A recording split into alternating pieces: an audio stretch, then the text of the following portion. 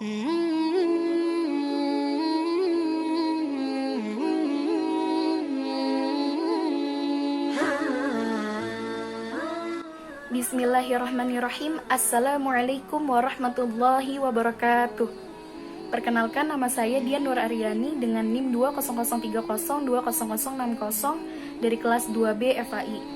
Di sini saya akan menjawab pertanyaan dari soal ujian akhir semester dalam mata kuliah Fikih Muamalah. Pertanyaan yang pertama, bagaimana hukumnya ketika seseorang yang sudah mengadakan transaksi kemudian membatalkan secara sepihak? Di sini kita lihat terlebih dahulu.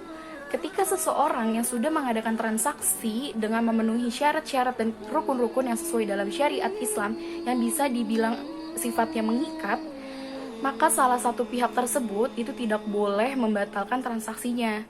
Mengapa?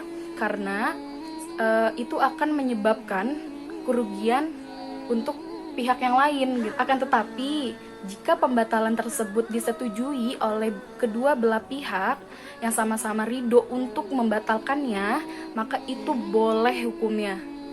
Pembatalan jual beli ini dalam fikih disebut dengan istilah al-iqalah. Al-iqalah adalah hukumnya sunnah atau mustahab. Sesuai hadis dari Abu Hurairah radhiyallahu an bahwa Nabi Muhammad SAW pernah bersabda, barang siapa yang menerima pembatalan akad jual beli dalam seorang muslim, maka Allah akan mengampuni kesalahannya pada hari kiamat nanti. Hadis riwayat Abu Daud nomor 3460 dan hadis Ibnu Majah nomor 2199. Ini adalah hadis sahih. Jadi ketika kedua belah pihak sepakat untuk membatalkannya, maka itu boleh dan alhamdulillah. Tapi kalau misalkan penjual tidak menerima pembatalan dari seorang pembeli, maka dia tidak berdosa dan pihak pembeli tetap wajib membayar harga barang yang sudah disepakati di awal. Nah, kita lihat lagi. Namun, ketika ada transaksi tersebut terdapat cacat atau kerusakan pada barangnya, maka mayoritas para ulama berpendapat bahwa membatalkan transaksi yang barangnya cacat secara sepihak adalah boleh. Hal ini karena disebabkan adanya beberapa cacat yang bisa menghilangkan keridhaan atau kerelaan dari kehendak sebagian pihak.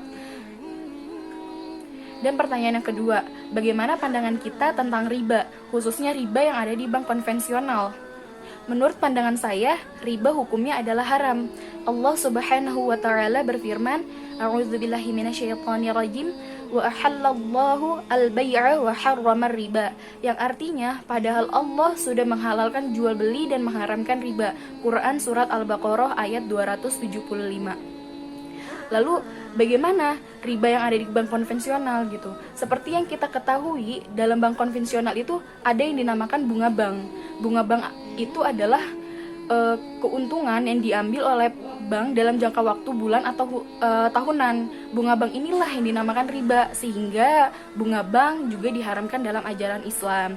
Lalu bagaimana bagi hasil dalam bank syariah? Pembagian hasil dalam bank syariah ini dibagi antara nasabah dan bank syariah yang sudah diputuskan atau disepakati saat akad akan ditandatangani. Bank syariah mendapatkan keuntungan dengan skema perhitungan membagi keuntungan dari investasi yang sudah dijalankan, yakni dari pendapatan bersih atau total pendapatan usaha dikurangi biaya operasional. Lalu pertanyaan yang ketiga, bagaimana hukum orang yang dititipkan barang gadaian, kemudian barang gadaian tersebut dipakai oleh orang yang dititipkan?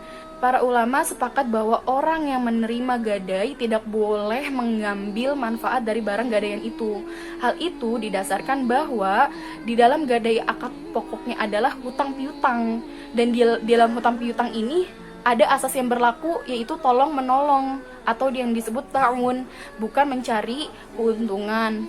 Dan juga marhun atau barang gadaian dan manfaatnya ini tetap menjadi si pemilik atau rohin atau orang yang menyerahkan barang, yang pada prinsipnya tidak boleh dimanfaatkan oleh murtahin atau orang yang menerima gadai, kecuali dengan seizin rohin tanpa mengurangi nilainya, serta sekedar sebagai pengganti biaya pemeliharaan dan perawatannya.